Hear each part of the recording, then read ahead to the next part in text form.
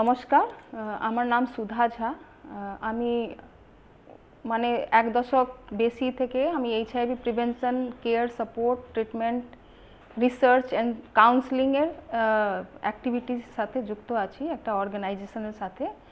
সেখানে বহু national programme আছে, সেখানে আমরা যুক্ত হয়ে বিভিন্ন কমিউনিটি মেম্বারসদের সাথে কাজ করি এবং তাদেরকে counselling, prevention and care support উপরে আমরা কথা বলি ওদের সাথে।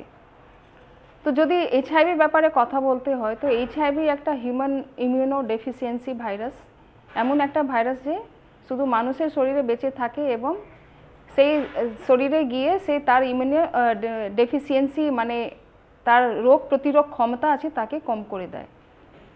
যদি বলি এইচআইভি কীভাবে ছড়ায়, তো এইচআইভি মাত্র 4টে কারণ আছে, তার বাইরে এইচআইভি ছড়ায় না।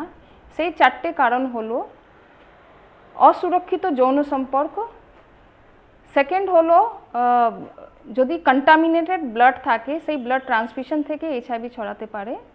থার্ড হলো যদি মা এইচআইভি পজিটিভ আছে এবং প্রেগনেন্ট আছে, তার বাচ্চাতে এইচআইভি ট্রান্সমিশন হতে পারে। অ্যান্ড চতুর্থ কারণ হলো যে যদি আমরা কন্টামিনেটেড নিডল অ্যান্ড সিরিঞ্জ ব্যবহার করি, তার থেকে এইচআইভি ছড়াতে পারে। তার বাইরে এইচআইভি আর কোনো কারণ নেই সেখান থেকে এইচআইভি ছড়াবে।